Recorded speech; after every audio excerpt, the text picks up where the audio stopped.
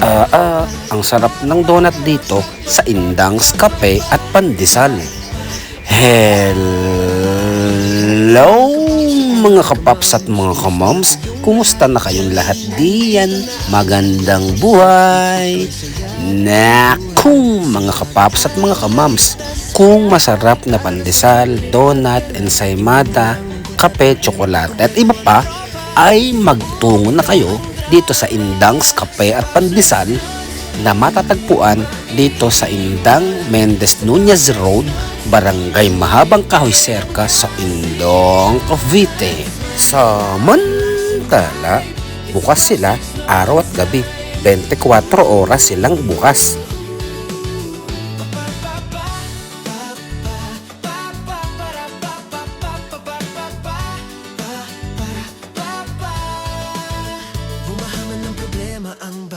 At mabigo sa ilang kaibigan, nandito pa rin ang inyong Pops Rex, never kanyang tatalikuran. Isang bagong araw na puno ng pag-asa, samahan nyo sa bawat tawa.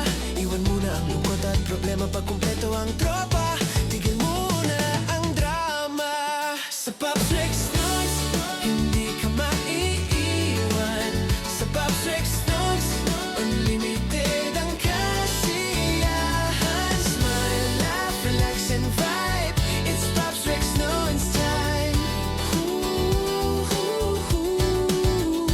Mga kapwa ko Indangenyos, mga kapaps at mga kamams, hindi na kailangan lumayo pa o dumayo pa ng Tagaytay para lang magkape at kumain ng masarap na donut dito sa Indang Cafe at Pandesal. Bukod sa masarap ng kanilang ensaymada at iba pang pagkain dito, ay naku, sabi ko sa inyo, wag yung palampasin yung kanilang glazed donut. Napakasarap.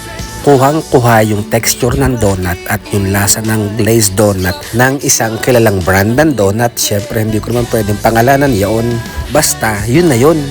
Kumbaga, ay ganun-ganun talaga ang texture at lasa ng donut dito sa Indang Cafe at Pandesal.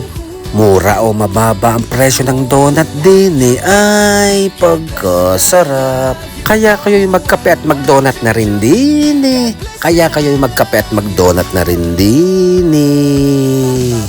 Okay, thanks for watching. God bless and I love you all. Mwah, chup chup wags. Munti ko nang malimutan. Shoutout nga pala kay Pops Herald Di Malanta.